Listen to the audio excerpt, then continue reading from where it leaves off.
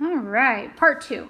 So you're going to notice that I inserted a picture here that does not look like the normal notes. That's because the normal notes went above and beyond without ever starting with the basics. So I wanted to back up and just start with the basics and kind of work our way up. So we're going to go through these examples. If at any time you feel like you got it or you don't need to see it, I get it. I do realize one sort that I didn't put on here, so I will make one up for that.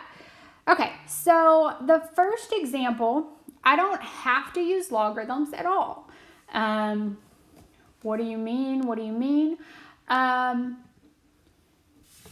I can rewrite this to think 16 could be rewritten as 4 squared. Okay. Now notice I have the same basis. If I remember my power to a power rule, that means I need to multiply 2 by negative x minus 1.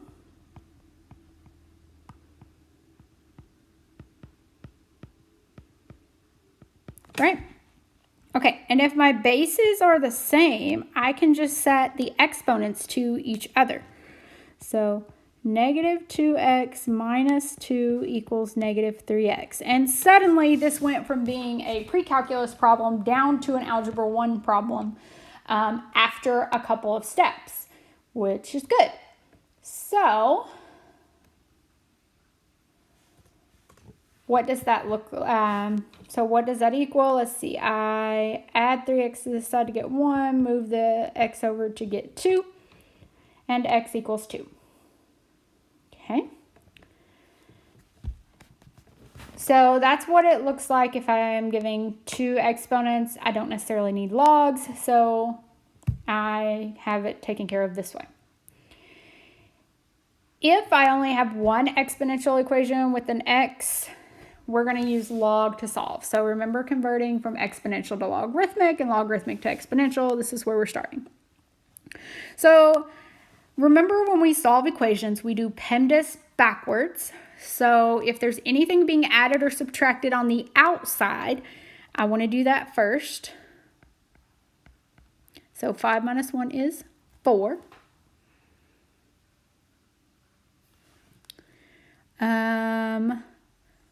Now, you actually, some of us mental math will know the answer to this because of mental math.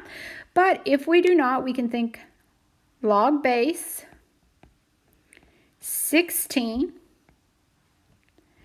of 4 equals x. Okay. And again, if our mental math is stuck in limbo right now, and we don't remember that the square root of 16 is 4, and that the square root of 16 can actually be written as 16 to the 1/2 power, we could just type this into Desmos, right? So log base 16 of 4, it'll give me an output, x equals 1/2. It'll probably tell you that it equals 0.5, but same idea, right? All right. So any type of exponential looks like that. I'm going to skip this one, but just to give you an idea, you would add 5, divide by negative 4, and then convert. So if you kind of want to do that on your own, feel free. Moving right along, what does it look like? The next problem is basically the same. So I have nothing being added or subtracted on what I call the outside. So the exponent is grouped, so think parentheses. So that's going to be the last thing you do doing order of operations or PEMDAS backwards, right? So log base 8 of 42 equals the exponent, which is x minus 9. And now we see, oh, to get x by itself, I add 9. We do typically like to put that in front because when we put it in the back and we just put plus 9, some people get confused and think that's grouped all together, even though we're not using our parentheses. So by putting it in the front, it kind of takes care of that for us. Remember, addition I can do either way. 3 plus 4 is the same as 4 plus 3. That part doesn't matter. Okay, so there are your exponential problems to start with. Let's look at logarithms. So again, this time we're going to go the opposite way. I have a logarithm. I'm going to turn it into an exponential function to solve. Except for the first two, I will not, because I noticed that this and this are equal. So if they're equal, I can just set the two insides equal to each other because of our one-to-one property that was up here in our notes. So the logarithm property there. If I add 4, I get a positive 2x. If I subtract 7, I get negative 9. Divide by 2 and I get x equals negative 9/2. And if you are thinking above and beyond and you're thinking critically, you may think, how can I have a negative number?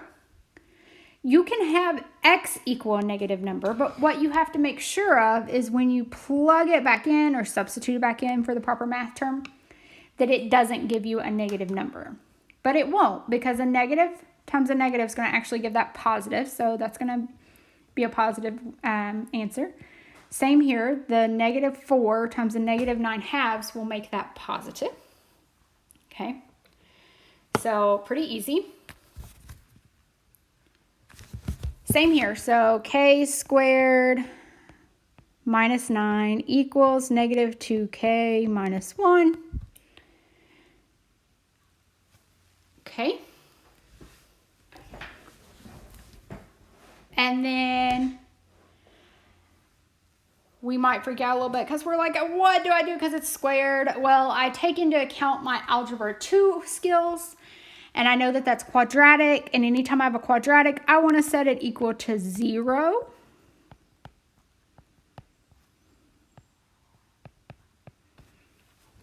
Okay. Then I'm hoping to factor. If I cannot factor, I have to use the quadratic formula, and that is long and painful, which we're not trying to do.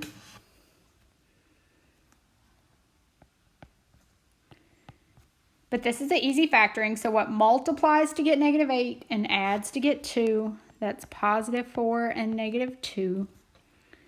That means that this k would have to be negative 4 to get 0, and this k would have to be 2 to get 0. Okay. So again, we want to make sure when we plug that in that it'll give us a positive answer. So the negative 4, when I plug that in, negative 4 squared is 16 minus 9. That's fine. Negative 4 times negative 2 is positive 8 minus 1. So that's fine. However, if I plug in 2 squared minus 9 is 4 minus 9, which is negative 5. Remember, I cannot have a negative inside of a log because I cannot raise a number to an exponent and get a negative number. So like 14 to the 0 power is 1. 14 to any positive number, it gets bigger. And then 14 to any fraction, it gets smaller, kind of like a square root. And then 14 to a negative just becomes a decimal, but not a negative decimal, just a decimal. So this one does not work. It is called what we say is an extraneous solution. You may remember some of those from radicals. They're possible for logarithms as well. So k equals negative 4 is our only choice there. All right, so what does one look like where we have to use exponential? So this has something happening on the outside, so PEMDAS backwards. Nothing's being added or subtracted, but there is something being multiplied here. So first step is to divide on both sides.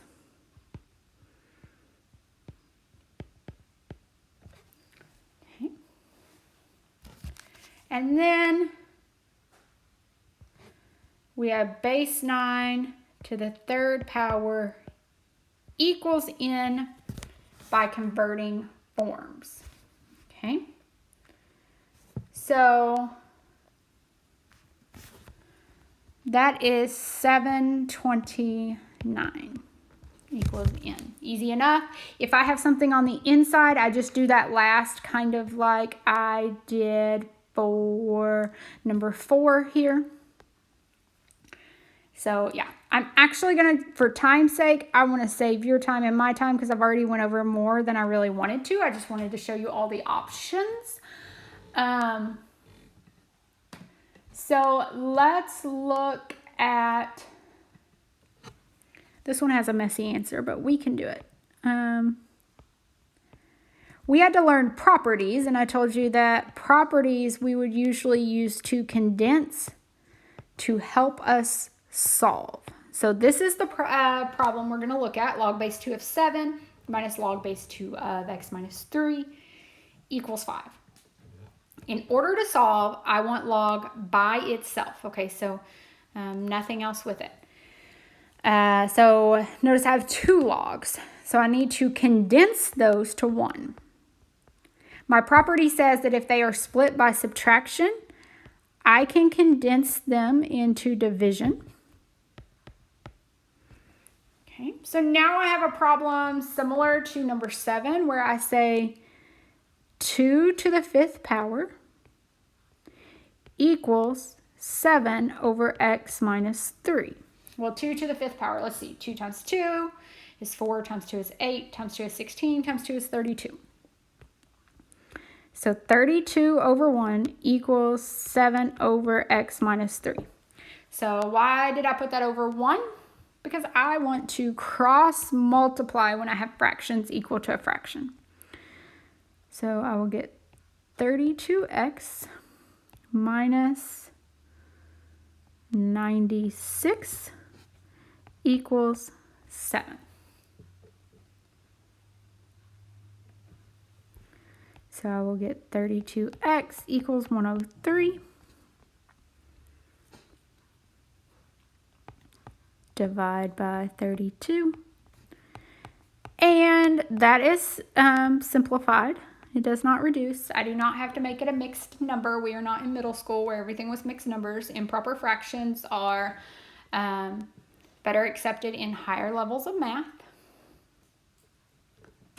And so here's your examples for solving. Your practice problems to build the snake are pretty easy. They're not super complicated. You may need to zoom in a little bit or have to resize to make sure you see the problems, but you should be able to connect and solve. And meet me back here for a word problem or two.